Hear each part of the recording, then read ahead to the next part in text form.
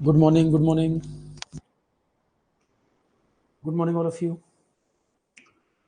तो अब हमारा इसमें लास्ट टॉपिक है intellectual property legislation in India. सीधे सीधे आपके सिलेबस में लिख रखा है आईपी लेजिस्लेशन इन इंडिया के नाम से, कि जो भी ये आईपी के लॉज हैं इंडिया में, इनमें क्या नियम बने हुए हैं। यहाँ से क्वेश्चन आपका इंटरव्यू में पूछेगा, क्योंकि इंडिया के ही आईपी लॉज हैं, उसी नेचर की जॉब है। क्वेश्चन इंटरव्यू में भी आएगा, प्री मेंस में भी आएगा, कि हमारे यहाँ जो कानून बने हैं इंडिया में, जो आईपी लेजिस्लेशन बने हुए हैं, उसमें कौन से एक्ट में क्या नियम दिए हैं, कौन सा एक्ट क्या कहता है, और कौन से रूल हमारे यहाँ कितने समय के लिए वैलिड है, कितने टाइम के लिए आईपीआर मिलता है। तो डिटेल में हम इसी पे बात करेंगे। जो आपकी ये पीडीएफ है,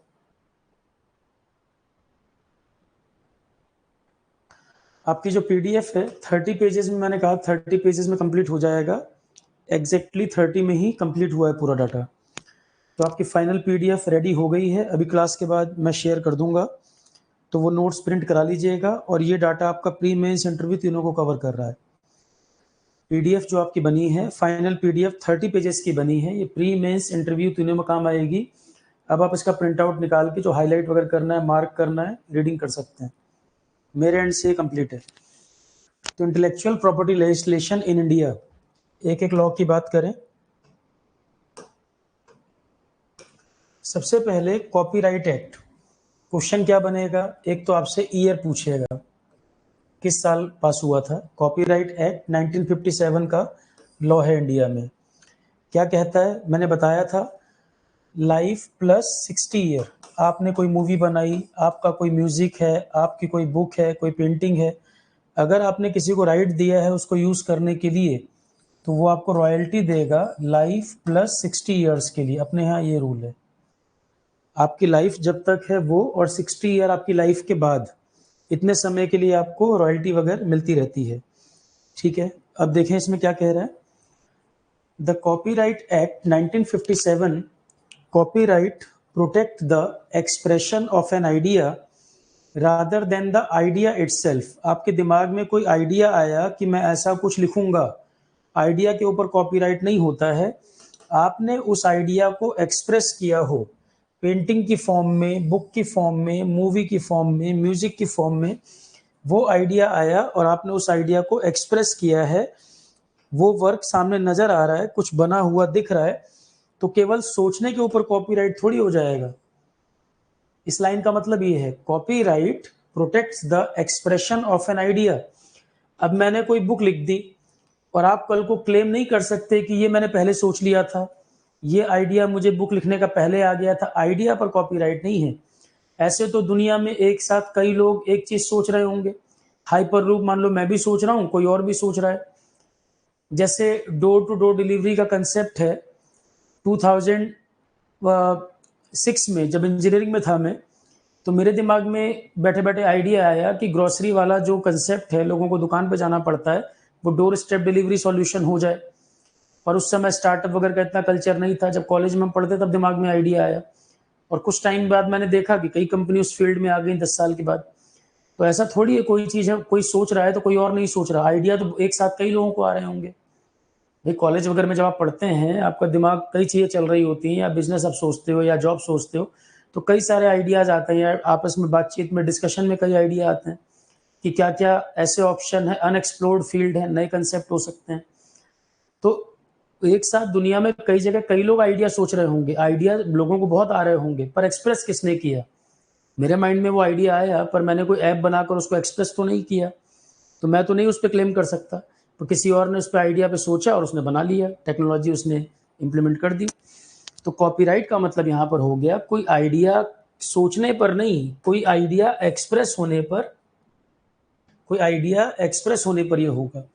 तो copyright protect the expression of an idea. तो आइडिया को आपने एक्सप्रेस किया हो बुक में, या आपने, कॉपीराइट कब लगेगा, कोई मूवी बनाई हो, कोई म्यूजिक बनाया हो, कोई पेंटिंग बनाई हो, कोई फोटोग्राफी हो, तो कॉपीराइट आपका आइडिया एक्सप्रेस हुआ हो इनमें से किसी फॉर्म में, कोई आर्टिस्टिक वर्क है, कोई लिटरेरी वर्क है, तो आइडिया के सोचने पर नहीं, आइडिया एक्सप्रेस हुआ हो, वो चीज दिख रही हो हमें, तो इसमें आपका sorry, literary work, drama, music, कोई आर्टिस्टिक वर्क, कोई सिनेमेटोग्राफिक वर्क, साउंड रिकॉर्डिंग, इस तरह की चीजें आपकी कवर होती हैं। फिर कह रहे हैं कंप्यूटर प्रोग्राम जो हैं वो भी इसमें कवर होते हैं। कोई सॉफ्टवेयर आपने बनाया, उसमें भी आप देखोगे कॉपीराइट लिखा रहता है। कंप्यूटर प्रोग्राम्स वगैरह जो बनते हैं वो भी कॉपीराइट में कवर होती है। यही क्वेश्चन पूछ लेगा, 4 ऑप्शन लिख देगा, म्यूजिक, बुक, पेंटिंग और नीचे लिख देगा कंप्यूटर प्रोग्राम। इनमें से कौन कॉपीराइट में आएगा, नहीं आएगा, ठीक है। या मान लो क्वेश्चन ऐसा बना दिया कि 3 तो कॉपीराइट वाले नहीं है, एक चौथा कंप्यूटर प्रोग्राम लिख दिया। कंप्यूटर इनोवेशन मान लो लिख दिया, कोई मार्क और लोगो लिख दिया, एक कंप्यूटर प्रोग्राम लिख दिया। इनमें से कौन कॉपीराइट में आएगा, कंप्यूटर प्रोग्राम। तो कॉपीराइट किन किन पे है, ये पूरी list, drama, music, computer program, सब। क्वेश्चन बनेगा इनमें से कौन कॉपीराइट में आएगा, 3 लिख देगा दूसरे वाले, चौथा लिख देगा कंप्यूटर प्रोग्राम, ऐसे बनेगा क्वेश्चन। कॉपीराइट एक्ट कब का है, ये क्वेश्चन है। तो copyright protect the expression of an idea rather than the idea itself. Copyright act section 13 में लिखा हुआ है। ये तो जब आप लोगों की ट्रेनिंग भी होगी ना जॉब के बाद, तो ये सारे एक्ट वैक्ट सेक्शन वगैरह आपको बताए जाएंगे। ट्रेनिंग भी जब आपकी होगी तो एक्ट के अंदर किस सेक्शन में क्या लिखा है वो सारी चीजें आपको पढ़ाई जाएंगी। हालांकि मेंशन कर दिया है मैंने, कॉपीराइट एक्ट का सेक्शन 13, कॉपीराइट एक्ट का सेक्शन 13 में ही लिखा है कॉपीराइट के अंदर प्रोटेक्शन किन चीजों को है। तो under section 13 of the copyright act A protection under copyright can be obtained. अब मान लो इंटरव्यू में आपसे कॉपीराइट एक्ट पूछ ले और वो आपसे उम्मीद ये कर रहा है कि कॉपीराइट एक्ट के बारे में बस आप ये बताओगे कि म्यूजिक के लिए होता है, मूवी के लिए होता है, आप खाली इतना बताओगे। अगर आपने सेक्शन 13 वर्ड यूज कर दिया तो वो इतना प्रभावित हो जाएगा, शायद आप हाईएस्ट स्कोरर रहो इंटरव्यू में, क्योंकि वो एक्सपेक्ट नहीं कर रहे हैं कि आप अंदर सेक्शन वगैरह पढ़ के आए होगे, क्योंकि वो उनको तो ट्रेनिंग में पढ़ाना है ये सब। आप अपने काम के प्रति अगर इतना आपको जानकारी है तो ये बहुत इंप्रेसिव आंसर हो जाएगा कि कॉपीराइट एक्ट सब रट के गए हैं, पर उसमें आपने सेक्शन 13 बोल दिया कि सेक्शन 13 में डिफाइंड है कि कॉपीराइट किन चीजों पर एप्लीकेबल होता है। ठीक, यही अंतर क्रिएट कर देगा इंटरव्यू में, क्योंकि वो सुबह शाम तक इंटरव्यू ले रहे हैं, 20 लोग आए, सब एक ही लाइन बोल रहे हैं कॉपीराइट एक्ट 1957, और एक बच्चा आया जिसने सेक्शन 13 के अंदर डिफाइन कर दिया, तो वैसे ही आंसर अलग हो गया। तो copyright protect the expression of an idea rather than the idea itself. Idea को एक्सप्रेस किया गया हो तो कॉपीराइट अप्लाई होगा, केवल आइडिया आने पर नहीं। कॉपीराइट एक्ट का सेक्शन 13 कहता है a protection under copyright can be obtained. Copyright के अंदर कौन कौन सी चीज प्रोटेक्टेड है, सेक्शन 13 में डिफाइंड है, literary work, drama, music, artistic work, cinematographic work, sound recording, ये सब। कॉपीराइट प्रोटेक्शन कंप्यूटर प्रोग्राम पर भी एप्लीकेबल होते हैं। फिर आ रहा है व्हाट इज कॉपीराइट। एक ये कीवर्ड आप यूज कर सकते हो, copyright is an exclusive right. Keyword जो है इंटरव्यू के पॉइंट ऑफ व्यू से भी साथ साथ बताते चल रहा हूं मैं। जब इंटरव्यू देने जाओगे तब भी ये सारे वीडियो देख लेना, इंटरव्यू जब देने जाओगे तब भी ये टॉपिक पढ़ लेना। अच्छी खासी वैकेंसी इंटरव्यू के लिए भी ठीक ठाक कॉल आएंगी लोगों को। तो कॉपीराइट कैसा राइट है कि एक्सक्लूसिव राइट है। स्पेशली यहां देखो कॉमन लिखा हुआ है, that is granted to a person to do or authorized to carry out certain activities with regard the copyrighted work. For example, कोई बुक, कोई ड्रामा, कोई म्यूजिक, जो भी काम आपका हुआ है, ये आपका अधिकार है कि आप उसको खुद से करें या आप किसी को राइट दे दें, कोई और आपके बिहाफ पर करे, वो आपको पैसा दे दे, आपकी परमिशन के बिना नहीं कोई यूज कर सकता। तो ये एक एक्सक्लूसिव राइट है आपका अपना, आप खुद इस काम को करें, कोई प्रॉब्लम नहीं। आप किसी को राइट दे दें ऐसा करने के लिए, आपकी कोई मूवी है, कोई रीमेक बना रहा है, आपने उसको राइट दे दी है मूवी बनाने के लिए, वो आपको पे कर रहा है, ठीक है। तो in case of a literary, drama और music work, the owner is permitted to perform the work. जिसने ये काम किया है, जो ओनर है, उसको तो अधिकार है ही, वो अपने वर्क को परफॉर्म कर सकता है। किसी और को राइट देना है इस वर्क के लिए, वो राइट दे सकता है। और आपने किसी को राइट दिया कि आप इस वर्क को कर सकते हो जो मेरा बनाया हुआ है, अगर वो आपकी नॉलेज के बिना कोई चेंज कर दे, आप फिर कोर्ट केस कर सकते हो। जैसे मैंने कोई मूवी बनाई और कोई रीमेक करने आ रहा है, तो रीमेक वाले ने बताया सर हम इसमें ये चेंजेस करेंगे, उसने बता दिया, और मेरी इन्फॉर्मेशन के बिना कुछ और भी चेंजेस कर दिए, ये मामला कोर्ट में जा सकता है। कई बार कोर्ट में जाते ही हैं कि हमसे राइट्स लिए थे कि हम ये काम करेंगे और इसमें इन्होंने चेंजेस कर दिए हमारी परमिशन के बिना। जैसे वो 3 इडियट मूवी का इशू था, चेतन भगत की बुक और 3 इडियट मूवी, कि कोई कह रहा है कि हमारी बुक से ही पूरी स्टोरी कॉपी कर ली है, हमें कुछ दिया ही नहीं, और सामने वाला कह रहा है कि इनकी वो कोइंसिडेंस है कि इनकी बुक से स्टोरी मिल रही है, इनकी बुक से हमने नहीं लिया। ऐसा भी होता है कि आपकी स्टोरी को चुरा लिया है, आपको इन्फॉर्म भी नहीं किया और थोड़ा सा चेंज कर दिया। अब कौन तय करेगा? कोर्ट तय करेगी ना फिर, कि जो कॉपीराइट लग रहा है कि नहीं लग रहा। अगर आपसे परमिशन ली है, कि आपसे परमिशन लेके ये बना रहे हैं, तो एज इट इज जो हमें बताया है वही बना रहे हैं, तो कोई प्रॉब्लम नहीं। अगर उससे कुछ चेंज कर दिया तो प्रॉब्लम है, कोर्ट में जा सकते हैं हम, हमारे ऊपर है। और अगर किसी ने कोई काम कर दिया, कोई मूवी बना दी, और किसी बुक या किसी चीज से वो मैच कर रही है, सामने वाले को पता ही नहीं है, और सामने वाले को बाद में पता चला कि ये मूवी जो बनाई है ये तो मेरी बुक की स्टोरी है, मेरी बुक से कॉपी किया है, तो फिर कोर्ट में जाएगा। डायरेक्टर कहेगा मूवी का मैंने कॉपी नहीं किया, बुक वाला कहेगा कॉपी हुआ है, तो फिर देखा जाएगा भाई कितना मैच कर रहा है। सारा का सारा तो कोइंसिडेंस नहीं हो सकता, 40% 50% कोइंसिडेंस मान लो मैच कर रहा हो, पर बहुत सारी चीजें अलग दिख रही हैं। तो फिर कोर्ट डिसाइड करेगी क्या करना है, कि ऑथर को कितना डैमेज हो रहा है उस काम से, कि मूवी बन गई है उससे ऑथर को कोई नुकसान हो रहा है क्या, नुकसान हो रहा है तो कोर्ट देखेगी। ठीक है, तो a copyright is an exclusive right that is granted to a person to do और authorise to carry out certain activity with regard the copyrighted work. In case of a literary drama this work, जो owner है वो अपने आप use कर सकता है, किसी को राइट दे सकता है यूज करने के लिए। अब आता है copyright act section 17। Copyright act section 17 clearly कहता है, the copyright act section 17 clearly states, clearly ये बताता है। सेक्शन 13 में तो डिफाइन हो गया कॉपीराइट में क्या क्या चीजें आएंगी। सेक्शन 17 कहता है, the author of the original work, the author of the original work, जिसके लिए उसको कॉपीराइट मिला है, वो फर्स्ट ओनर है अपने वर्क का। ओनर के पास ये राइट है to license the copyright of their work to third party through written agreement. और जिसका ये वर्क है उसके पास ये राइट है कि लाइसेंस के द्वारा, owner has the right to license the copyright, वो अपना राइट किसी थर्ड पार्टी को दे सकता है कि एग्रीमेंट के द्वारा। तो सेक्शन 17 में ये लिखा हुआ है कि कॉपीराइट जिसके पास है वो दूसरे को भी वर्क करने की परमिशन उस पर दे सकता है, उसका अपना राइट है। ठीक है, the copyright act section 17 clearly states that the author of this work, जिसका ये काम है, कंप्यूटर प्रोग्राम हो, चाहे ड्रामा हो, चाहे मूवी हो, चाहे बुक हो, चाहे कोई फोटोग्राफी हो, पेंटिंग हो, ये सब ओनर जो है, जिसका वर्क है वही ओनर है उसका। और ओनर के पास ये राइट है, वो लाइसेंस दे सकता है या वो अधिकार दे सकता है किसी दूसरे को उस पर काम करने के लिए। और अगर वो वर्क जो सामने वाले ने पब्लिश किया, अगर उसमें कुछ चेंजेस कर दिए हैं आपकी नॉलेज के बिना, तो आप फिर केस कर सकते हैं, आपका राइट है।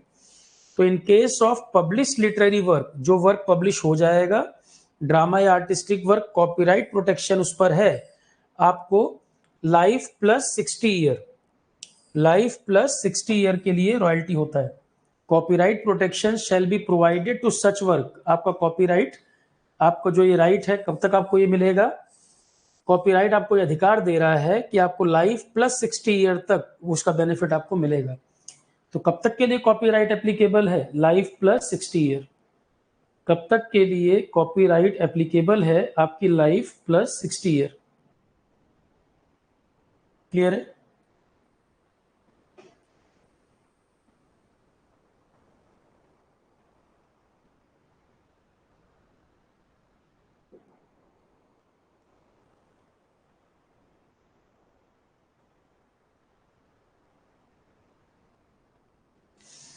Next point, incidental to the protection award under a copyright, incidental to the protection award under a copyright, the Copyright Act also confer certain special right।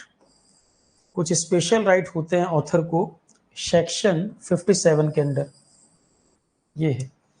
तो incidental to the protection awarded under a copyright, the copyright act, कुछ special right भी होते हैं, ये section 57 में लिखा है कि ऑथर जो है उसकी नॉलेज के बिना अगर कोई चेंज किया गया है उसके काम में, कि ऑथर ने तो कहा कि इस बुक के ऊपर आप मूवी बना लो और मूवी में चेंजेस कर दिए, हमें इन्फॉर्म भी नहीं किया, तो यहीं पर यह लिखा हुआ है, अगर कोई डिस्टॉर्शन म्यूटिलेशन या मॉडिफिकेशन की गई है ऑथर के ओरिजिनल वर्क में बिना उसको इन्फॉर्म किए हुए, तो ये डैमेज वगैरह की भरपाई करनी पड़ेगी, डैमेज वगैरह की भरपाई करनी होगी। तो incidental to the protection awarded under a copyright, copyright act में ये स्पेशल राइट भी है, सेक्शन 57 में, कॉपीराइट में ये स्पेशल राइट भी है सेक्शन 57 में, कि जो ओरिजिनल वर्क है अगर उसकी परमिशन के बिना, उसके कंसेंट के बिना, सहमति के बिना कोई बदलाव किया जा रहा है, कोई डिस्टॉर्शन, म्यूटिलेशन या मॉडिफिकेशन किया जा रहा है, तो उसकी इमेज दाव पर लगी है। जिसकी बुक से कॉपी किया जा रहा है, जिसके काम को कॉपी कर रहे हैं, उसमें कोई चेंज कर दिया जिससे ओरिजिनल वर्क की इमेज खराब हो रही है, तो उसकी रेपुटेशन की बात है, और उसके इन्फॉर्मेशन उसके नॉलेज में नहीं है, उसको इन्फॉर्म भी नहीं किया गया, तो वो डैमेज की भरपाई करनी पड़ेगी। कॉपीराइट एक्ट में ये भी लिखा हुआ है, ठीक है। तो इसमें ये स्पेशल राइट भी है कि जिसका वर्क है, अगर कोई दूसरा उस पर वर्क कर रहा है हमसे परमिशन लेकर, और जो बताया है उससे अलग भी कुछ कर रहा है, कुछ चेंज कर रहा है हमें इन्फॉर्म किए बिना, तो फिर डैमेज वगैरह भरपाई करनी पड़ेगी, क्लेम डैमेजेस। तो जो ओरिजिनल कॉपीराइट जिसका है वो डैमेज क्लेम कर सकता है उस केस में। तो 3 सेक्शन आ गए, 13 जिसमें डिफाइन किया गया, फिर 17 जहां पे लाइफ प्लस 60 इयर्स के लिए कॉपीराइट एप्लीकेबल, और 57 जो स्पेशल राइट देता है कि हमारी नॉलेज के बिना अगर कोई चेंज किया गया है तो हम डैमेज क्लेम कर सकते हैं। 3 इंपॉर्टेंट सेक्शन कॉपीराइट एक्ट में, सेक्शन 13, सेक्शन 17, सेक्शन 57। 13 डिफाइन कर रहा है कॉपीराइट किन चीजों पर एप्लीकेबल है, 17 बता रहा है लाइफ प्लस 60 इयर्स के लिए एप्लीकेबल होता है कॉपीराइट, और 57 बता रहा है हमें इन्फॉर्म किए बिना, जो ओरिजिनल ओनर है जिसका कॉपीराइट है, उसके इन्फॉर्मेशन के बिना उसके वर्क में कोई डिस्टॉर्शन, कोई मॉडिफिकेशन की जा रही है, तो ऑथर जो है, ओरिजिनल जो कॉपीराइट जिसका है, वो उस पर डैमेज क्लेम कर सकता है, ठीक। तो कॉपीराइट लॉ इंडिया में क्या कहता है, 1957 का लॉ, ये प्रोविजंस दिए हुए हैं। ऐसे ही ट्रेडमार्क एक्ट, क्वेश्चन क्या है, ईयर। ट्रेडमार्क एक्ट ईयर 99 का एक्ट है, trademark year, trademark act year 99 क्या कहता है ट्रेडमार्क एक्ट।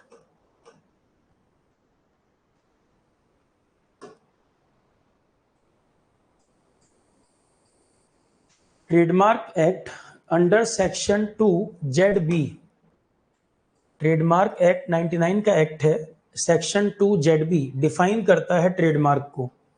ट्रेडमार्क डिफाइन हुआ है इस सेक्शन में, ट्रेडमार्क एक्ट 99 में सेक्शन 2 ZB डिफाइन करता है ट्रेडमार्क को। What is trademark? A mark capable of being represented graphically, आपका लोगो, आपका नेम, आपका ब्रांड जो यूनिक दिखता हो, आपका नेम, आपका मार्क, आपका लोगो जो यूनिक दिखता हो, औरों से अलग हो, वो आपके नाम को रिप्रेजेंट कर रहा है, आपके नेम को रिप्रेजेंट कर रहा है। क्लास आप लोगों को विजिबल है ना सबको? कोई प्रॉब्लम तो नहीं आ रही है?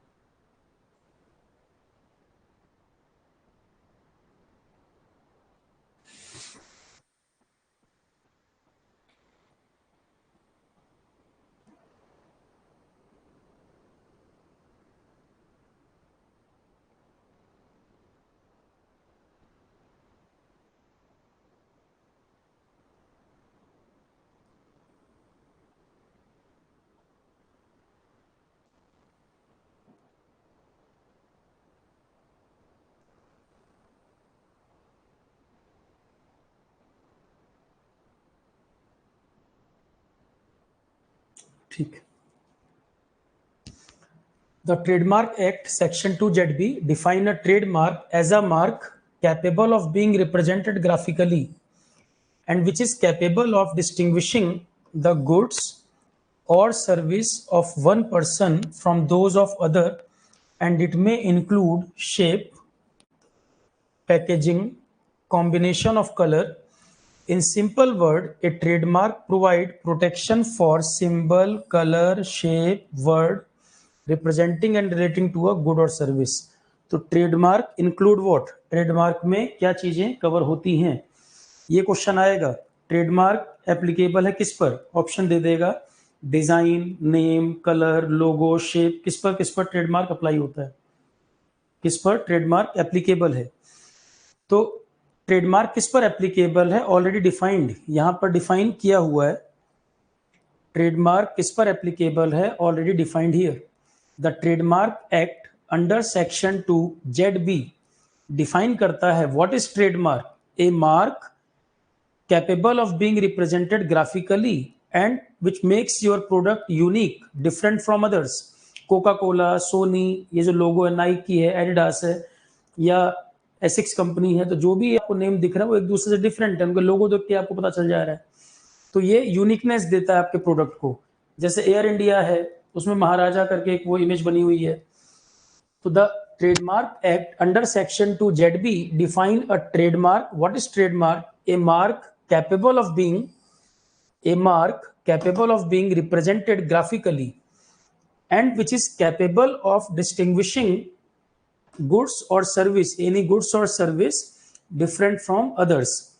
तो इसमें आपका कोई कलर, कोई नेम, कोई लोगो, कोई शेप, ये क्वेश्चन है। देखो यहाँ पर ट्रेडमार्क किन किन चीजों पर अप्लाई होता है, सिंबल पर यस, कलर पे yes, shape, word yes, related to good service both.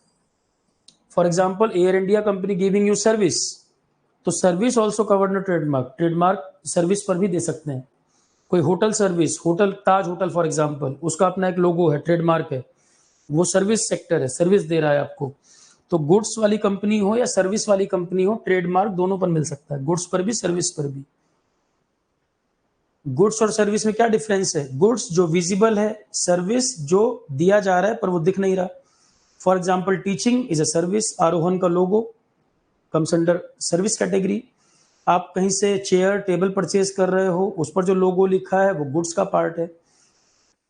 तो trademark act 99 act section 2 ZB trademark को डिफाइन करता है, it is a mark capable of being represented graphically, और ये डिस्टिंग्विश करता है गुड्स और सर्विस एक कंपनी को दूसरी कंपनी से। Shape, colour, symbol, word, name, ये सब इसमें कवर हो जाते हैं। नेम भी, सिंबल, वर्ड मतलब नेम भी कवर होता है, नेम्स जो है वो भी कवर होते हैं।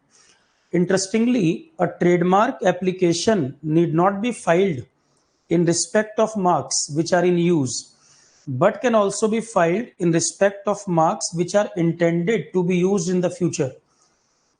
ये जो ऑलरेडी यूज में है उसके लिए अप्लाई नहीं होता। जैसे आरोहन के लिए मैंने अप्लाई किया तो आरोहन का लोगो मैं यूज कर रहा हूं, या आप कोई कंपनी आज क्रिएट कर रहे हो और आप ये लोगो यूज करने वाले हो, तो ट्रेडमार्क जो फ्यूचर में जो आप यूज करने वाले हैं, आज आप उसका रजिस्ट्रेशन करा के रख ले रहे हैं।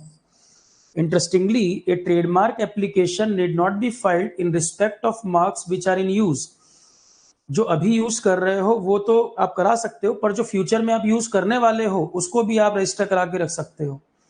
फॉर एग्जाम्पल, मेरे दिमाग में आ रहा है कि मैं एक अलग कंपनी ओपन करूंगा 2 इयर्स के बाद, और उसका लोगो वगैरह मैंने फाइनल कर लिया, नेम फाइनल कर लिया, उसको ट्रेडमार्क में रजिस्ट्रेशन करा के रख लिया कि वो नेम कोई और ना ले ले। मुझे बड़ा अच्छा नेम लग रहा है कि फॉर एग्जाम्पल साहित्य अकेडमी करके दिमाग में कोई नाम आया कि लिटरेचर के लिए कुछ ओपन करेंगे, और वो नेम लोगो मेरे दिमाग में आ गया, उसको मैंने अपना रेडी करा के और ट्रेडमार्क में रजिस्टर करके रख लिया, भले हम 5 इयर्स के बाद कंपनी ओपन करें। कई लोग तो क्या करते हैं, नेम वेम रजिस्ट्रेशन करा के रख लेते हैं मिलता जुलता, जैसे कोई बहुत बड़ा ब्रांड है, उससे मिलता जुलता नेम रजिस्टर करा के रख लेते हैं। उन्हें कुछ करना नहीं है, उन्हें कंपनी भी ओपन नहीं करनी है, ताकि कल को कोई दूसरा आए, उनसे वो नेम के लिए वो नेगोशिएशन करे, पैसे वैसे दे दे। बड़े ब्रांड से मिलता जुलता नाम रख लेंगे जानबूझ के, तो बड़े ब्रांड को नुकसान होगा तो पे वे करेगा कुछ। आपने पहले रजिस्ट्रेशन करा, कई लोगों का काम ही है ये रजिस्ट्रेशन करा के रख लो। इंटरेस्टिंगली, ए ट्रेडमार्क एप्लीकेशन जरूरी नहीं है कि जो इस्तेमाल में हो उसी को ट्रेडमार्क कराया जाए। जो फ्यूचर में आप लॉन्च करने वाले हैं उस ब्रांड नेम को, उस लोगों को भी आप रजिस्टर करा के पहले से रख सकते हैं। जबकि कॉपीराइट वगैरह में ऐसा नहीं होता कि मैं 5 इयर्स के बाद कोई बुक लिखूंगा और आज मैं कॉपीराइट करा के रख लूं, नहीं पॉसिबल।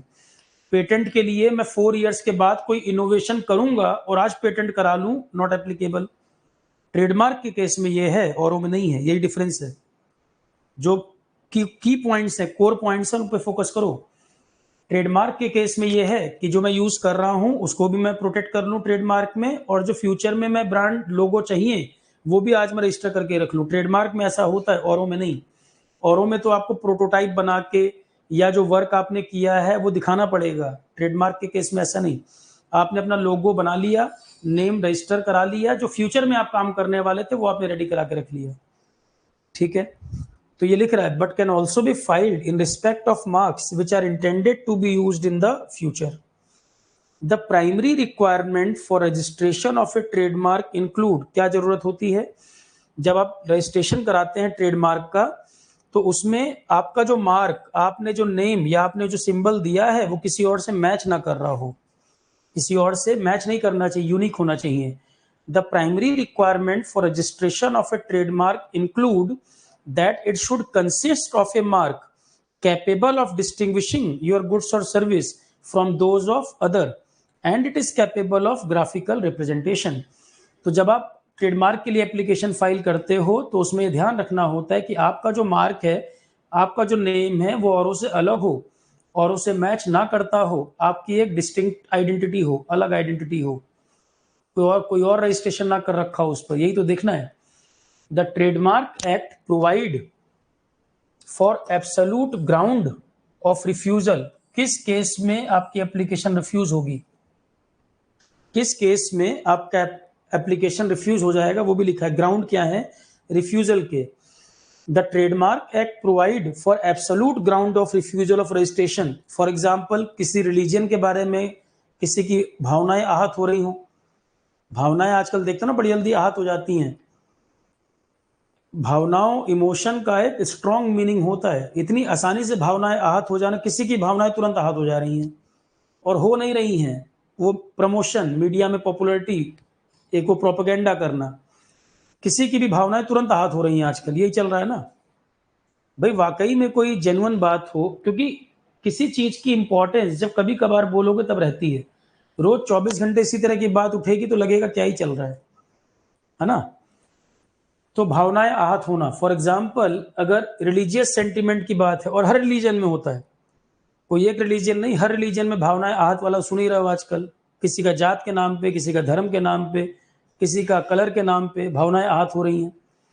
जहां जेन्युइन इश्यूज हैं वहां तो सबको समझ आएगा भाई जेन्युइन मुद्दा है, यहां पर समझ में आता है कि कोई बड़ी घटना घट गई।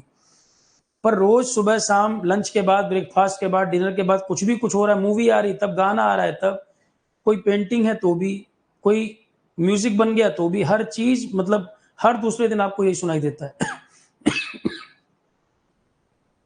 और कई लोगों के लिए बिजनेस है। कोर्ट वोर्ट में जब मामले जाएंगे तो पैसा मिलेगा ना, कोर्ट वोर्ट में मामले जाएंगे तो अच्छी खासी फीस मिलेगी, चलता रहेगा मुद्दा, तो कमाई का भी जरिया है ये। कई लोग इसको ऐसे भी यूज करते हैं।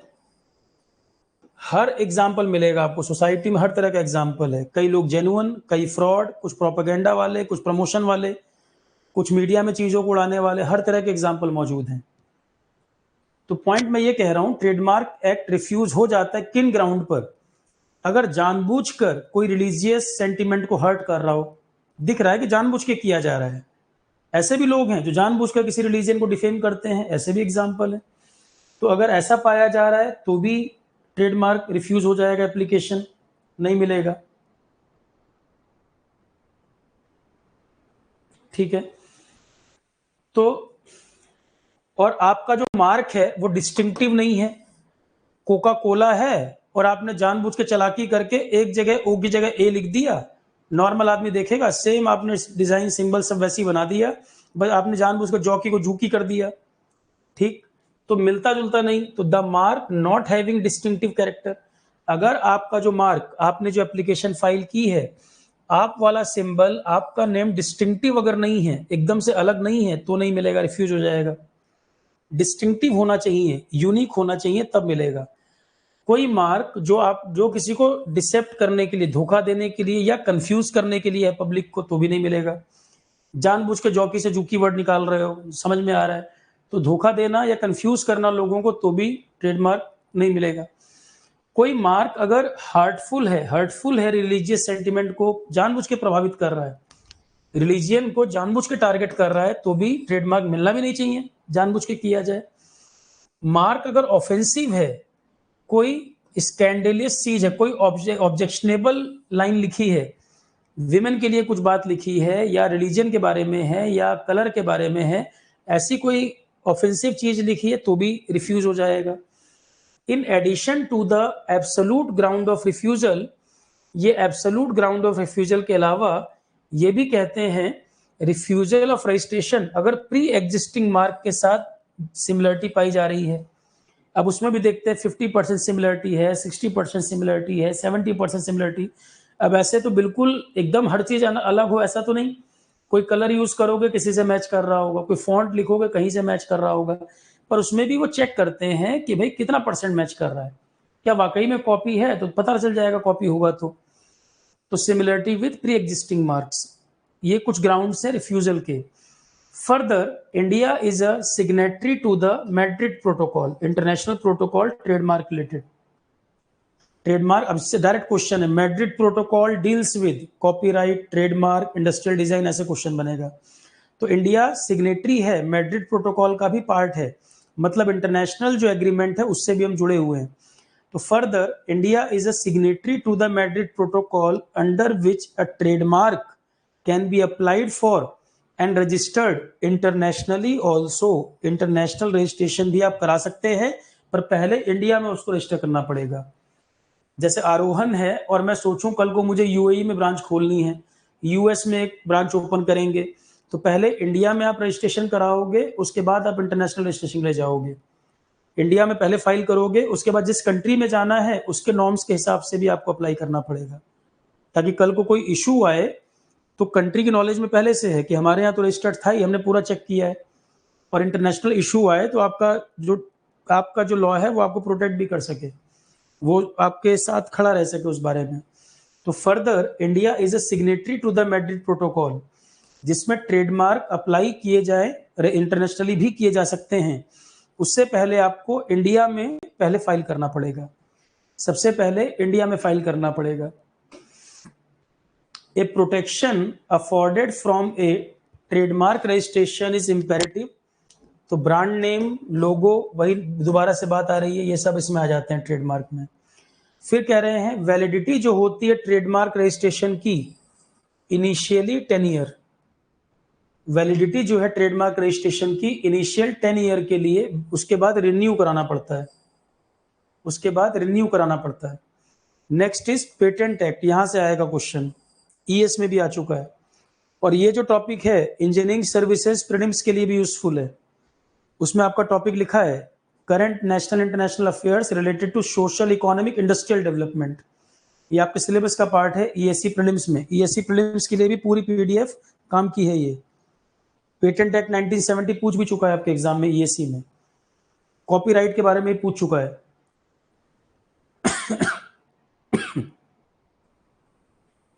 आईपीआर क्या होते हैं ये भी क्वेश्चन आ चुका है, 4 to 5 क्वेश्चन ईएससी ऑलरेडी पूछ चुका है अभी तक आईपीआर पर। तो the patent act 1970, patent act क्या कहता है, पेटेंट कब मिलता है, इनोवेशन पर, टेक्नोलॉजी वगैरह का जहां पर इन्वॉल्वमेंट है, इनोवेशन जो होती है उसके लिए मिलता है पेटेंट। तो a patent is an intellectual property right which protect any new invention, it is an exclusive right, ये भी एक्सक्लूसिव राइट है, that protect the right of the inventor and prevent other people to unauthorise use and misappropriate the registered patent. क्या कह रहे हैं, innovation कोई की गई है, कोई नया इनोवेशन किया है, कोई मेडिसिन, कोई वैक्सीन, कोई टेक्नोलॉजी, कोई हाइपरलूप जैसा कुछ, artificial intelligence, IoT, cloud computing, robotics, automation, कुछ भी नया किया है आपने, तो कोई नई इन्वेंशन के लिए आपको पेटेंट मिलेगा। ये आपका एक्सक्लूसिव राइट है कि आप उस पर वर्क करें, या आप किसी को अप्रूवल दोगे तब वो इस वर्क को कर सकता है, अनऑथोराइज तरीके से कोई इसको यूज नहीं कर सकता, अगर करेगा तो आप कोर्ट में जाओगे।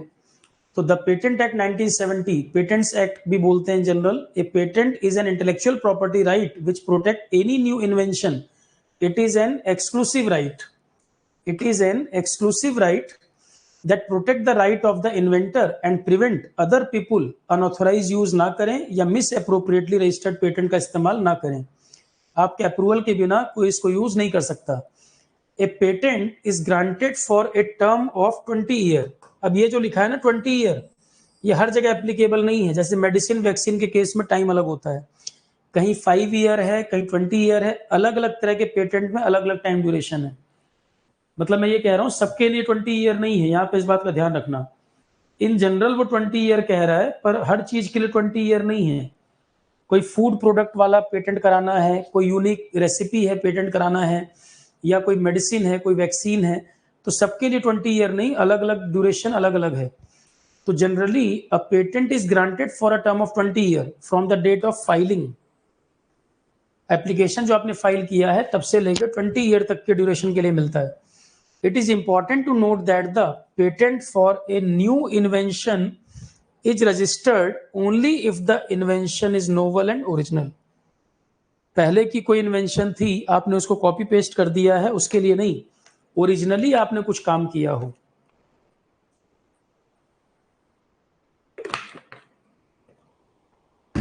और नॉवल का मतलब है उसके कोई सोशियो इकोनॉमिक बेनिफिट होते हो, यूटिलिटी हो।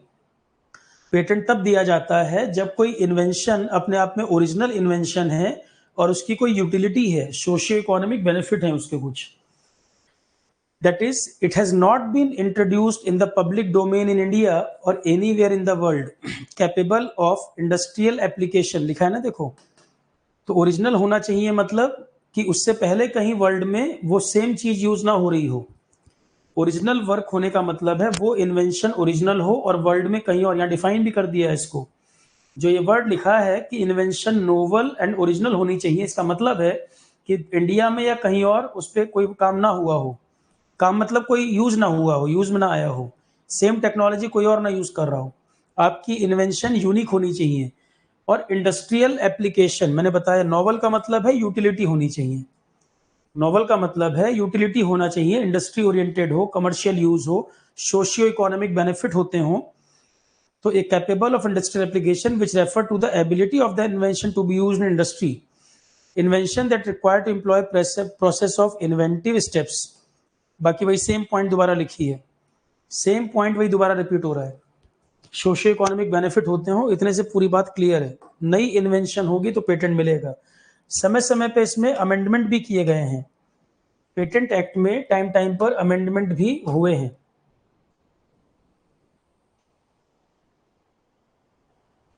And that makes the invention not obvious to a person skilled in that. The Patent Act bestowed each inventor. The Patent Act bestows each inventor, जिसका पेटेंट, जिसके नाम पर पेटेंट रजिस्टर्ड है, उसको क्या दे रहा है patent act.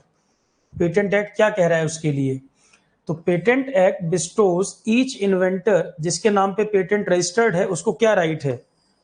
With respect to a patent for a product, the right to prevent third party from using, selling, making, importing without prior consent. तो पेटेंट एक्ट जिसका पेटेंट है उसको यह अधिकार देता है कि उसकी कंसेंट के बिना, उसकी सहमति के बिना उसका जो वर्क है कोई थर्ड पार्टी यूज नहीं कर सकता, सेल नहीं कर सकता, उस पर कुछ बना नहीं सकता, इंपोर्ट नहीं कर सकता। ऐसा कुछ बिना आपकी कंसेंट के, बिना आपकी सहमति के कोई थर्ड पार्टी कुछ काम उस पर नहीं कर सकती जो पेटेंट आपके नाम पर है। With respect to a process, और अगर कोई प्रोसेस इस्तेमाल, प्रोसेस को भी पेटेंट कराया जाता है कि आप चिप्स बनाने की कंपनी हो और आपका यूनिक कोई प्रोसेसिंग का तरीका है, प्रोसेस भी पेटेंट में आते हैं। आप फूड प्रोसेसिंग अगर बात कर रहे हो, वो भी पेटेंट में आएगा कि आप कोई प्रोडक्ट बना रहे हैं और उसकी प्रोसेसिंग बड़ा यूनिक सा तरीका आपका अपना है। प्रोसेस भी कम्स अंडर पेटेंट, ये अंडरलाइन कर लो वर्ड। इन्वेंशन पे तो पेटेंट आप कराते ही हो, प्रोसेस पे भी पेटेंट करा लेते हो। कोई बड़ी यूनिक रेसिपी है, फूड, फूड रेसिपी भी पेटेंट होती है। फूड रेसिपी या कोई यूनिक प्रोसेस जो आप ही यूज कर रहे हो, किसी और को नहीं जानकारी, या जानकारी हो भी तो पेटेंट आपके नाम पर है। कोई फूड रेसिपी हो, कोई यूनिक प्रोसेसिंग हो, इसका भी पेटेंट होता है। तो with respect to a process for which a patent is obtained, the right to prevent third party, वही सेम चीज। तो कोई प्रोडक्ट है, प्रोडक्ट का भी पेटेंट होता है और प्रोसेस का भी पेटेंट होता है, ये लिख रहा है, और दोनों पर ही आपको राइट है, सेम लाइन वही लिखी है। प्रोडक्ट का भी पेटेंट होता है, प्रोसेस का भी पेटेंट होता है, बाकी लाइन वही लिखी है, सेलिंग, ऑफरिंग, ये सब। आपकी कंसेंट के बिना आपका प्रोडक्ट या कोई प्रोसेस जो आपने बनाया वो कोई और यूज नहीं कर सकता, दोनों पेटेंट में कवर्ड होते हैं। कीवर्ड यहां पर है प्रोडक्ट एंड प्रोसेस। क्या पूछ लेगा? कोई प्रोसेस अगर बड़ा यूनिक है तो वो किस में आएगा? ट्रेडमार्क में आएगा, डिजाइन में आएगा, जीआई में आएगा, किस में कवर होगा? आप कहेंगे पेटेंट में आएगा। अगर कोई प्रोसेस बड़ा यूनिक सा है वो किस में कवर होता है? पेटेंट में कवर होता है। ठीक है। कोई होटल वाला है, दाल मखनी की बड़ी यूनिक रेसिपी है, कई जनरेशन से वो उस पर काम कर रहे हैं, बड़ा यूनिक सा मसाला को डाल देते हैं, इसके लिए वो पेटेंट करा के रख सकते हैं अपना। तो further India is a signatory to the patent cooperation treaty का इंडिया पार्ट भी है। International treaty patent cooperation treaty से इंडिया जुड़ा भी हुआ है, जो परमिट करता है an application to file an application, international patent के लिए भी हम अप्लाई कर सकते हैं। पेटेंट कोऑपरेशन ट्रीटी से इंडिया जुड़ा हुआ है इंटरनेशनल पेटेंट्स के लिए भी।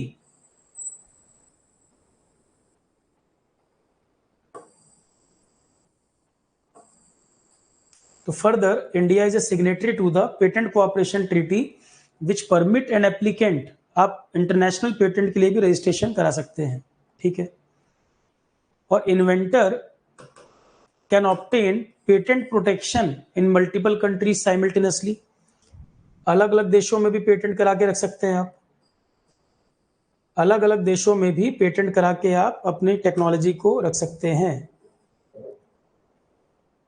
Patent protection in multiple countries, patent protection in multiple countries.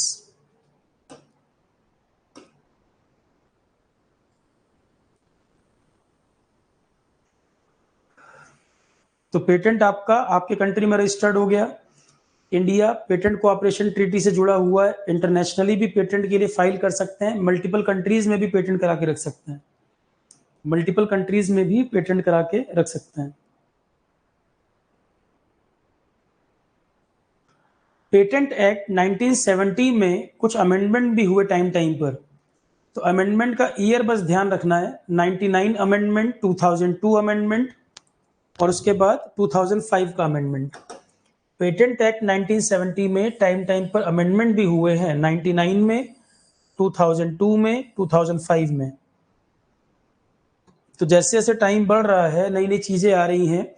अब कोई एक्ट आपने बनाया, कोई भी ऐसा एक्ट आप नहीं बना सकते जो फ्यूचर की 100% चीजों को कवर कर ले। भाई कोई ह्यूमन ही एक्ट बना रहा है, तो अभी तक जितने एक्सपीरियंसेस हमारे रहे हैं, जितने नॉलेज हमें हैं, जितने तरह की घटनाएं हो चुकी हैं, जितने तरह के फ्लॉ हो चुके हैं, हम उनके बेसिस पर ही, या जहां तक हमारी समझ है, आज हम लॉ उसके अकॉर्डिंग ही बना पाएंगे। पर जो भी लॉ आप बनाओगे उसका वायलेशन करने वाले कोई ना कोई फ्लॉ, कोई ना कोई लूप होल ढूंढ लेते हैं। उन एक्सपीरियंसेस को लेकर फिर आप फ्यूचर में अमेंडमेंट करोगे, चेंज करोगे, उसको और स्ट्रेंथन करोगे। तो कोई भी लॉ ऐसा नहीं है जो 100% चीजों को कवर कर ले, फ्यूचर की भी। कितना इफेक्टिव लॉ बना दो, कुछ ना कुछ कमियां रहेंगी ही, उनके वायलेट करने वाले भी आते रहेंगे। उसी तरह कोई टेक्नोलॉजी बना लो, कोई टेक्नोलॉजी 100% परफेक्ट नहीं हो सकती, कुछ ना कुछ कमियां रहेंगी, समय के साथ आप इंप्रूवमेंट करते जाएंगे। ऐसे लॉ में भी अमेंडमेंट किए जाते हैं, सुधार किए जाते हैं। तो पेटेंट एक्ट 1970 में भी अमेंडमेंट हुए हैं, 99 में, 2002 में, 2005 में। तो जो WTO का ट्रिप्स वाला ट्रीटी है ना, उसके भी नियम को हमने ध्यान रखा है। जैसे ट्रिप्स के अंदर प्रोविजंस दिए हुए हैं, तो हम लोगों ने कोशिश की है कि हमारे ज्यादातर जो आईपी वगैरह हैं वो इन प्रोविजंस को भी कंसिडर कर लें। मतलब इंटरनेशनल एग्रीमेंट्स वगैरह जो हैं उनको ध्यान में रख के हमने अपने आईपी लॉज बनाए हैं। इंटरनेशनल ट्रीटी, इंटरनेशनल एग्रीमेंट वगैरह जो हैं, हमारे आईपी में रिफ्लेक्ट होता है कि हम उन प्रोविजन को कंसिडर करके चलते हैं। The patent amendment act 99, 3 amendment में ये पहला अमेंडमेंट किया गया था।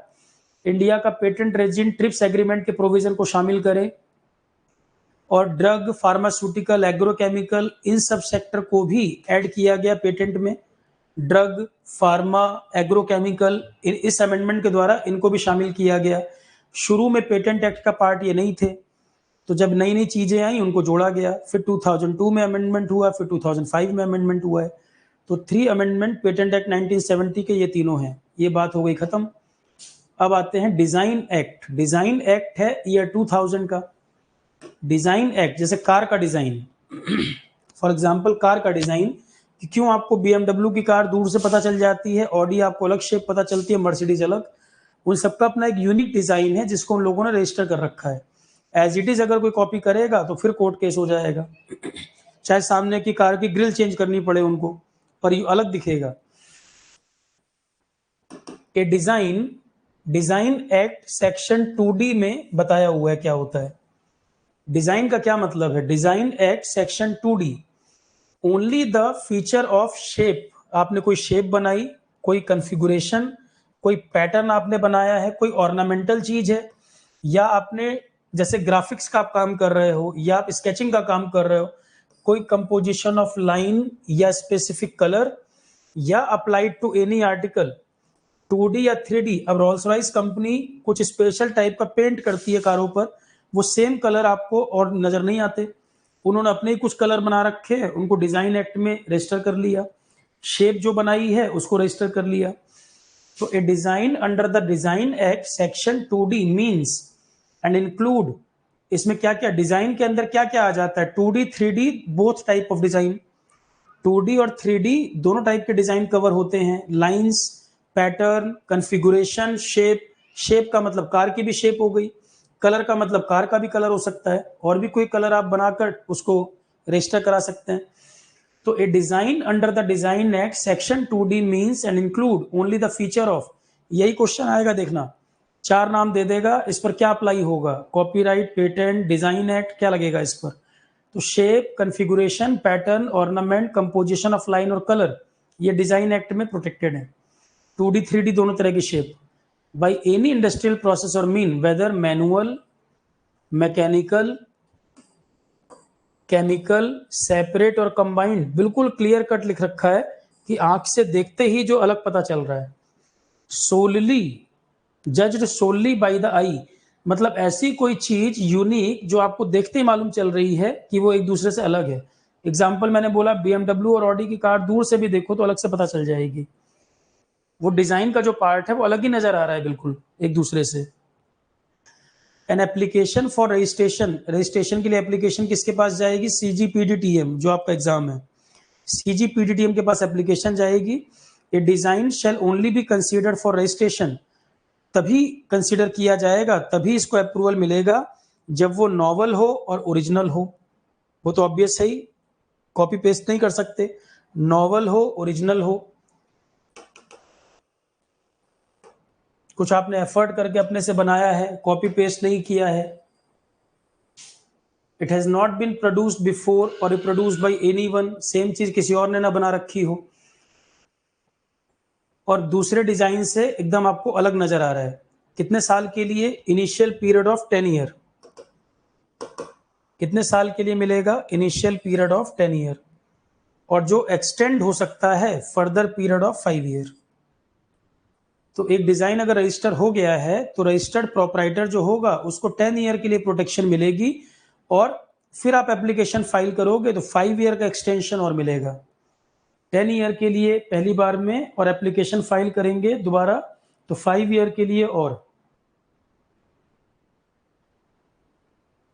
Geographical indication tag, next IP है GI टैग, 99 का एक्ट है ये, GI tag 99 act. Many goods in India are widely popular owing to their place of origin. सबसे पहले GI टैग मिला था दार्जिलिंग टी को, सबसे पहले इसको मिला था। तो GI टैग मैं शुरू में बता चुका हूं, किसी एरिया का कोई यूनिक प्रोडक्ट, जैसे बनारसी साड़ी, बनारसी पान, अल्फांसो मैंगो, ये सब बता चुका हूं स्टार्टिंग में। तो many goods in India are widely popular owing to their place of origin. Tourist अगर कहीं पर जाते हैं तो हर जगह कुछ यूनिक चीजें परचेज करते हैं, अब उसकी डुप्लीकेसी होने लगे और कोई भी डुप्लीकेट तरीके से सेल करने लगे तो वो सही नहीं है। तो many goods in India are widely popular owing to their place of origin, for instance Darjeeling tea, सबसे पहले इसको मिला था। उसके अलावा बहुत सारे प्रोडक्ट हैं जिनको अब जीआई टैग मिल चुका है। किस ईयर का एक्ट है? 99 का एक्ट है। तो many goods in India are widely popular owing to their place of origin. For instance Darjeeling tea is unique and popular owing to many factor including but not limited to origin. तो अपने जगह के origin को justify कर रहा है, uniqueness को बता रहा है। ज्योग्राफिकल इंडिकेशन को डिफाइन कैसे किया गया है? अब ये क्वेश्चन ईएस एएस हर एग्जाम के लिए इंपॉर्टेंट है। जीआई टैग क्या होता है? हर एग्जाम का क्वेश्चन है, यूपीएससी के लिए खासकर इंपॉर्टेंट।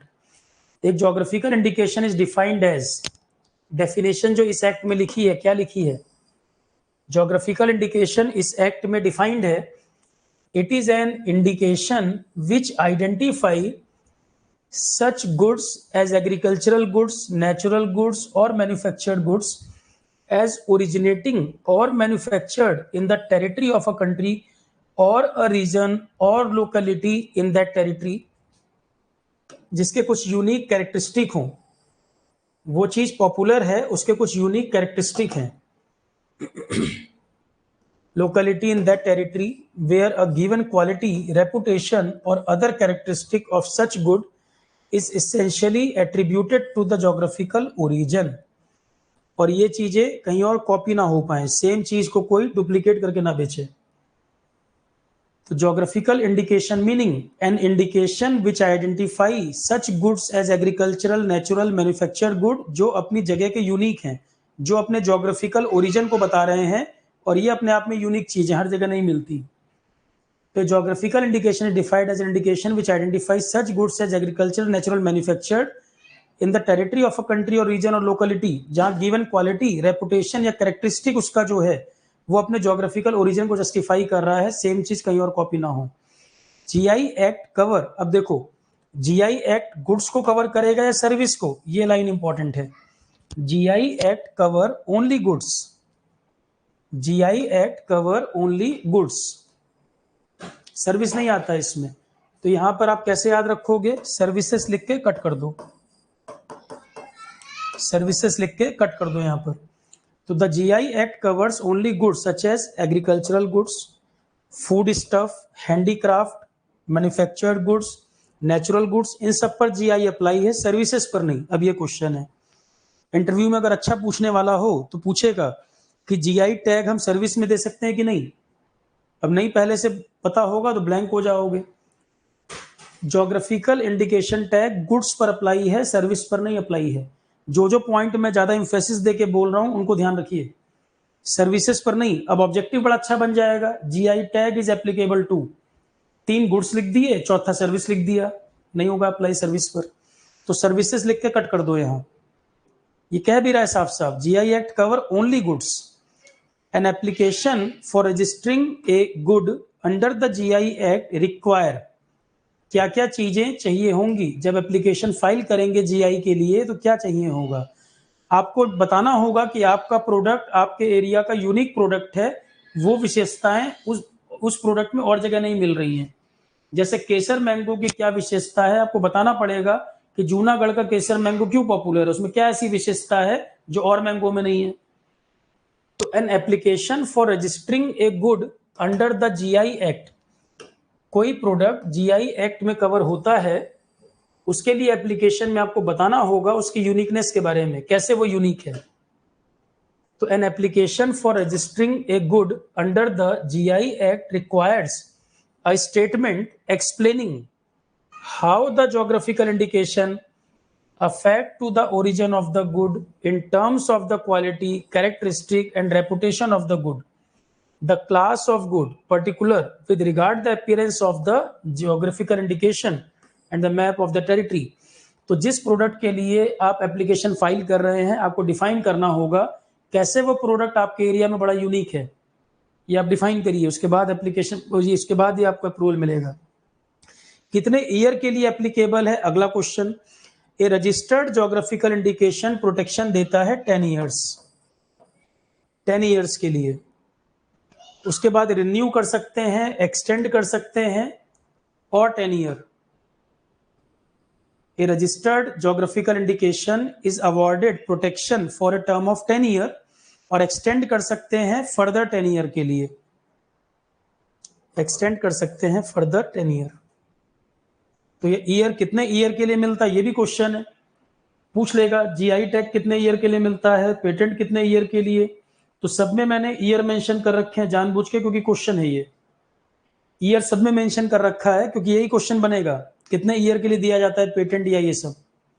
फिर आता है प्लांट वैरायटी और फार्मर राइट एक्ट 2001 का, plant varieties and farmer rights act 2001 वाला कानून। तो कोई नई वैरायटी प्लांट की बना रहे हैं तो वो सब भी प्रोटेक्टेड होते हैं इस वाले एक्ट के अंतर्गत, ये भी आईपी का पार्ट है।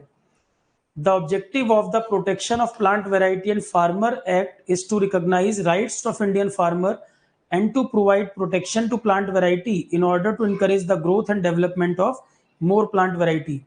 94 में ट्रिप्स जब आया था, इंडिया उससे एसोसिएटेड है, इंडिया उसके साथ जुड़ा हुआ है। ट्रिप्स वाले में भी इसके बारे में चर्चा थी, ट्रिप्स वाले में भी इसके बारे में चर्चा थी कि फार्मर को राइट्स मिल पाए, वो नई प्लांट वैरायटी या सीड्स वगैरह कुछ बनाए, उसका राइट उसके पास रहे, जिससे उसको इकोनॉमिकली बेनिफिट भी मिल सकें और नई नई प्लांट वैरायटीज डेवलप हो सकें। लास्ट वाला सेमीकंडक्टर और integrated circuit layout design act 2000 का act 2000 semiconductor integrated circuit layout design act 2000 वाला। तो स्टार्टिंग में बता चुका हूं मैं, आईसी सर्किट वगैरह जो होते हैं ये भी आईपी का पार्ट। एक्ट बना 2000 में, डिफाइन कैसे किया गया सेमीकंडक्टर को स्टार्टिंग में पढ़ चुके हैं, शुरू वाली क्लासेस में ही पढ़ चुके हैं, तो बस एक रीडिंग कर लेना। 10 ईयर के लिए एप्लीकेबल है, 10 ईयर के लिए एप्लीकेबल है, बस एक रीडिंग कर लेना इसका। कंक्लूजन लास्ट में लिखा है, क्या कंक्लूजन? तो इंडिया में आईपी कई सारे हैं, फाइनल कंक्लूजन में 2 लाइन लिखी हैं।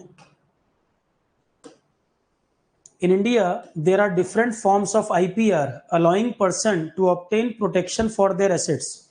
तो इंडिया में कई सारे इंटेलेक्चुअल प्रॉपर्टी राइट बने हैं कि जो आपकी इंटेलेक्चुअल प्रॉपर्टी है उसको प्रोटेक्ट कैसे किया जाए। In India, there are different forms of intellectual property right allowing person to obtain protection for their intellectual property assets। Which type of assets? Assets किस टाइप के? इंटेलेक्चुअल प्रॉपर्टी वाले। India has actively become party to many international convention and treaty in order to afford international recognition and protection for intellectual property rights। Some convention have led India to introduce new enactment like Plant Variety Act। तो India ने कई सारे national law बनाए हुए हैं, कई सारी international treaty से जुड़ा हुआ है, इंटेलेक्चुअल प्रॉपर्टी को कैसे प्रोटेक्ट किया जाए उसके लिए, यही कह रहा है conclusion.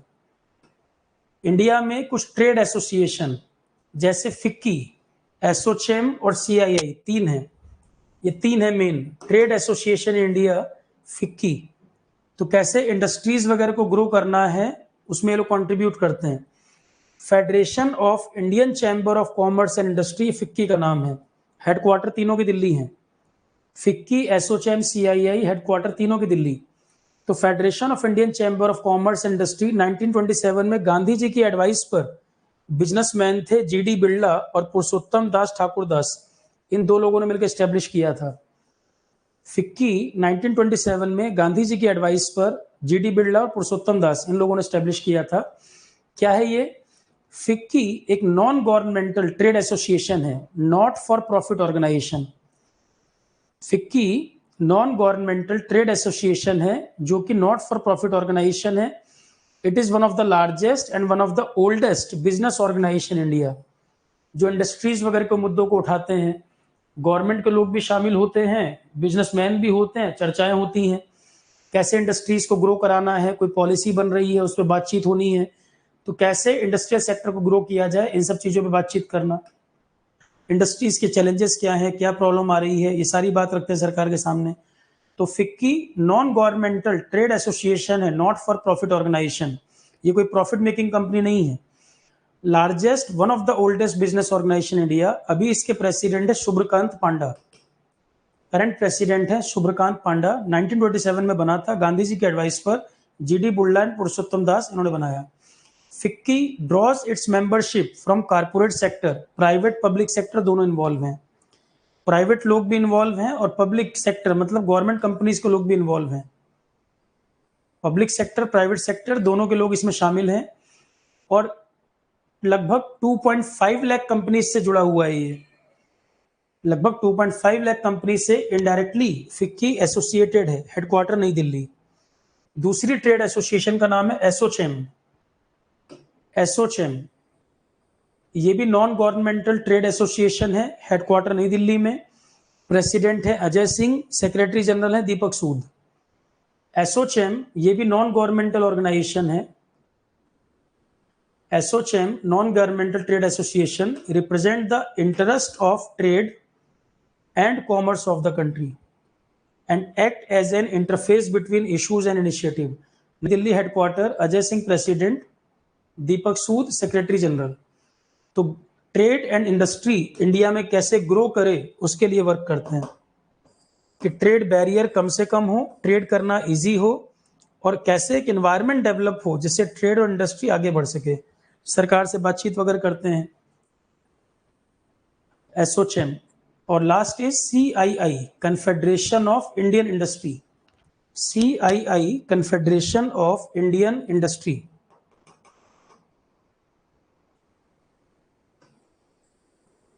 established in 1895। established in 1895, CII is a non-government trade association, not for profit, industry led, industry managed organization, 9,000 member from the private as well as public sector। CII ये भी नॉट फॉर प्रॉफिट ऑर्गेनाइजेशन है, non governmental organisation है, non governmental not for profit organisation, industry related. इनका भी काम वही, नई Delhi headquarter, are Dinesh इसके प्रेसिडेंट है। CII work to create and sustain an environment conducive to development of India, partnering industry, government, civil society, political leader, businesses, industry related agenda। उसका भी काम क्या है, अलग अलग क्षेत्र के लोगों को जोड़कर कैसे इंडिया में इंडस्ट्री वगैरह का डेवलपमेंट किया जाए। अलग अलग क्षेत्र के लोगों को जोड़कर बातचीत करके कैसे इंडस्ट्री सेक्टर को इंडिया में ग्रो कराएं, कैसे डेवलप कराया जाए। हेडक्वार्टर नई दिल्ली और इसके अभी डायरेक्टर जनरल हेड है चंद्रजीत बनर्जी। आर दिनेश प्रेसिडेंट हैं, डायरेक्टर जनरल हैं चंद्रजीत बनर्जी। यहाँ पर आपका ये सब्जेक्ट पूरी तरह से कंप्लीट, जैसे कि मैंने बताया प्री मेंस इंटरव्यू तीनों के लिए कंप्लीट हो गया। PDF अभी आपको 1-2 घंटे में अवेलेबल हो जाएगी। लिंक मैं टेलीग्राम, फेसबुक पे सब जगह शेयर कर दूंगा, वहां पर देख लीजिएगा। सब जगह मैं शेयर कर दूंगा, वहां से आप डाउनलोड कर लीजिएगा। ठीक है, चलो क्लास, ये पहला टॉपिक कंप्लीट हो गया। अब दूसरा नेक्स्ट सब्जेक्ट जो हम शुरू करने जा रहे हैं आरोहण पर जो हमारा बैच कोर्स है, मैं पहले ही आपको क्लियर कर दूं, आरोहण पर जो बैच कोर्स है 22 से 11:30 पर शुरू होगा। जनरल साइंस का, जनरल साइंस में 3 सब्जेक्ट हैं, फिजिक्स, केमिस्ट्री एंड बायो। तो बायो तो अलग से लाइफ साइंस में कल खत्म हो रहा है, लाइव चल रहा है आज और कल कंप्लीट हो जाएगा लाइफ साइंस। जनरल साइंस में आपके 2 टॉपिक बच रहे हैं, physics and chemistry. General science में आपके 2 टॉपिक हैं, फिजिक्स केमिस्ट्री। कल से स्टार्ट, ये 22 तारीख से स्टार्ट होगा 11:30। लाइफ साइंस ऑलरेडी कल कंप्लीट हो जाएगा, 21 को कंप्लीट हो जाएगा। ये चल रहा है 6:30 PM। ये खत्म होते ही 24 से हम स्टार्ट कर देंगे parallelly GK and current affair live class, ऐसी चलती स्मार्ट बोर्ड पर। 6:30 PM पर होगा ये। तो 2 क्लासेस चलेंगी, 22 से फिजिक्स केमिस्ट्री शुरू हो जाएगा, 24 से जीके एंड करंट अफेयर शुरू हो जाएगा। संडे को ऑफ रखेंगे जिससे आप लोग रिवीजन वगैरह कर पाए, जो कंप्लीट सब्जेक्ट है उनकी रिवीजन वगैरह आप कर पाए। तो 22 को general science, physics, chemistry start, GK current affair 24 से स्टार्ट होना है। इंडिविजुअल सब्जेक्ट भी कोई लेना चाहे तो मैंने ओपन कर रखे हैं। सिंगल सब्जेक्ट भी किसी को करना हो बैच कोर्स के अलावा देख सकता है, वो भी अवेलेबल है। पर कोई लोग अगर 3 सब्जेक्ट 4 सब्जेक्ट के चक्कर में पढ़ रहे हैं, उससे अच्छा है बैच कोर्स, उससे अच्छा बैच कोर्स है। और बैच कोर्स की फी जो 3000 दिखा रहा है वो इंक्लूडिंग GST दिखा रहा है। आरोहण की फी 2500 ही है, GST की वजह से 3000 शो कर रहा है। उसमें टेस्ट सीरीज जो इंक्लूड है, टेस्ट सीरीज जो है ये हम शुरू कर रहे हैं टेस्ट सीरीज बैच कोर्स में तो है ही, जो मैं 3000 का बैच कोर्स बोल रहा हूँ उसमें टेस्ट सीरीज है और सिलेबस पूरा आपका। टेस्ट सीरीज उसका पार्ट है। मेंस का टेक्निकल हम नहीं करा रहे हैं, कुछ लोगों की क्वेरी बार बार आ रही है। मेंस का डिस्क्रिप्टिव मैं नहीं करा पाऊंगा, 1-2 सब्जेक्ट करा सकता हूँ, पूरा पूरा ब्रांच नहीं करा सकता मैं। पर आपको प्री का पूरा, मेंस में पेपर 1 का पूरा A to Z कंप्लीट हो जाएगा, ये मैं श्योर कर रहा हूँ। इंटरव्यू में हेल्प कर देंगे, ये सपोर्ट कर रहा हूँ। पर मेंस का डिस्क्रिप्टिव मैं नहीं कर सकता। 1-2 सब्जेक्ट मिल जाए, इलेक्ट्रिकल में कई सब्जेक्ट पड़े हुए हैं रोहन पर, ESC मेंस के हिसाब से भी काम का है, पर पूरी पूरी ब्रांच की जिम्मेदारी मैं मेंस में नहीं लूंगा। टेस्ट सीरीज में बात कर रहा हूँ। बैच कोर्स जो मैंने बताया उसमें टेस्ट सीरीज इंक्लूड है, आपका पूरा सिलेबस जो है वो इंक्लूड है बैच कोर्स में, ये ज्यादा कॉस्ट इफेक्टिव है। अब किसी ने बैच कहीं और कर रखा है, उसको ओनली टेस्ट सीरीज देना है तो अलग से भी ओपन है। को टेस्ट सीरीज देना चाहे तो अलग से भी टेस्ट सीरीज कर सकता है बार बार, क्योंकि यही जनरल क्वेरी आ रही है। मैं एक बार ये डिफाइन कर दे रहा हूँ। बैच कोर्स में टेस्ट सीरीज और पूरा सिलेबस तो है ही कवर्ड, इंग्लिश सब है इसमें। टेस्ट सीरीज अलग से भी ओपन है और बैच कोर्स का हर सब्जेक्ट इंडिविजुअली सेपरेट भी अवेलेबल है। किसी को एक टॉपिक करना वो भी कर सकता है। बैच कोर्स के अंदर सारी चीजें हैं आपके एग्जाम की, उसमें एक एक मॉड्यूल भी ओपन अलग अलग भी है। किसी को केवल एक टॉपिक करना है वो भी ओपन है। बार बार पूछ रहे हैं जीके करंट अफेयर ओपन है कि नहीं, इंडिविजुअल सिंगल टॉपिक भी कर सकते हैं, अवेलेबल है। आरोहण पर आप जाएंगे ऐप पर, सर्च ऑप्शन में या स्टोर पे क्लिक करेंगे, सारा आ जाएगा। ठीक है, मैक्सिमम जो क्वेरी है वो यही आ रही है बार बार, और ऑलरेडी बता रखा है मैंने। तो यूट्यूब के लिए भी मैंने आईपी का टॉपिक आपसे जो कमिट किया था आज वो कंप्लीट कर दिया है। यूट्यूब के लिए भी मैंने जो आईपी का टॉपिक बोला था कि पुराने बच्चे हैं, सारा कुछ पढ़े हुए हैं, ओनली आईपी के लिए परेशान है, तो ऑनलाइन में कोई बेवकूफ ना बनाए, कोई गार्बेज ना पढ़ाने लग जाए, इसलिए मैंने कमिट किया था कि आईपी का टॉपिक मैं पूरा यूट्यूब पे दे दूंगा आपको। तो वो जो कमिटमेंट था वो पूरा हो गया। बाकी जो जो चीजें होनी है मैंने आपको बता दी है। ठीक है class, thank you all of you. PDF आप 2 घंटे बाद मैं लिंक सारे शेयर कर दूंगा टेलीग्राम और फेसबुक वगैरह पे। यूट्यूब में जो बच्चे वीडियो देखते हैं उनको मैं बार बार कहता हूं कि टेलीग्राम फेसबुक कहीं पर फॉलो कर लो। फॉलो मुझे कोई नंबर बढ़ाने इसलिए नहीं बोल रहा हूं मैं, फॉलो इसलिए कर लो क्योंकि यूट्यूब पर बार बार आप वही चीजें पूछते हैं जो ऑलरेडी टेलीग्राम में फेसबुक में शेयर करता हूं। फिर आप कह देते हो सर लेक्चर हो गया, पीडीएफ नहीं मिल रही है। तो जब पीडीएफ में शेयर कर रहा हूं, बार बार सारे अपडेट भेज रहा हूं, आप देखते ही नहीं हो उसको। Saurabh Pandey GS for all जो हमारा यूट्यूब चैनल है उसी नाम से टेलीग्राम का पेज है। फेसबुक पेज सौरभ पांडे नाम सर्च कर सकते हो। आप टेलीग्राम पे भी नहीं देखोगे, फेसबुक पे भी नहीं देखोगे, जहां मैं अपडेट कर रहा हूं वहां देखोगे ही नहीं। तो बार बार मैं एक एक को रिप्लाई कितनी बार करूंगा, और जब आपको चीज नहीं मिल पाती तो जल्दी से आप कमेंट कर देते हैं। और जैसे एक बच्चे ने सुबह लिखा, सर जो आईपी का टॉपिक आ रहा है वो यूट्यूब पे पूरा अवेलेबल है या खाली प्रचार के लिए है। ये कमेंट एक बच्चे का आया सुबह। ये इतना डिसअपॉइंटिंग चीज है कि टीचर पूरी ईमानदारी से पूरी मेहनत से पढ़ा रहा है। कितने लेक्चर अभी तक यूट्यूब पे डाल दिए गए हैं, आप एक बार जाके प्लेलिस्ट चेक कर लो। इंटरव्यू गाइडेंस भी बता रखा है, स्ट्रेटजी वीडियो बता रखे हैं, इन्वायरमेंट पूरा का पूरा पढ़ा रखा है। जीके करंट अफेयर के भी 13 लेक्चर पढ़े हुए हैं। हिस्ट्री में ग्रेट पर्सनैलिटी के भी 5 लेक्चर पढ़े हुए हैं। आईपी पूरा का पूरा पढ़ा दिया। पर फट से आए, पहली बार देखा और एक कमेंट लिख दिया कि सर बस ये वाला वीडियो पढ़ा है, और लिखा है साफ साफ लेक्चर नंबर 6। उसके बाद उस बच्चे का कमेंट है सर खाली प्रचार के लिए कर रहे हैं या पूरा पूरा टॉपिक अवेलेबल है। तो जो टीचर पूरी ईमानदारी से काम कर रहा हो, पूरी मेहनत से पढ़ा रहा हो, और वो मैं बाउंड नहीं था इस चीज को देने के लिए, पर मैं अपनी तरफ से खुद ही हेल्प कर रहा हूं। मैं अपनी तरफ से कर रहा हूं कि बच्चों को दिक्कत ना हो, एक टॉपिक के लिए कोई कोर्स परचेज ना करना पड़े। उसके बाद भी अगर इस तरह का कमेंट आता है तो बहुत डिसअपॉइंटिंग है टीचर के लिए भी। ये चीज डिस्करेज करती है फिर कि पूरी ईमानदारी से पूरा पूरा टॉपिक आपको दे दिया, पीडीएफ में बैठ के दिन दिन भर पीडीएफ बना रहा हूं, तब जाके 30 पेज रेडी हुए हैं। ये कहीं और से नहीं पीडीएफ लाई गई है। और इतनी मेहनत करने के बाद अगर इस तरह का कमेंट आता है तो बहुत डिस्करेजिंग है। ये आपको इवैल्यूएट करना चाहिए कि किसके बारे में कह रहे हैं और क्या कह रहे हैं। ठीक है चलो class, thank you all of you.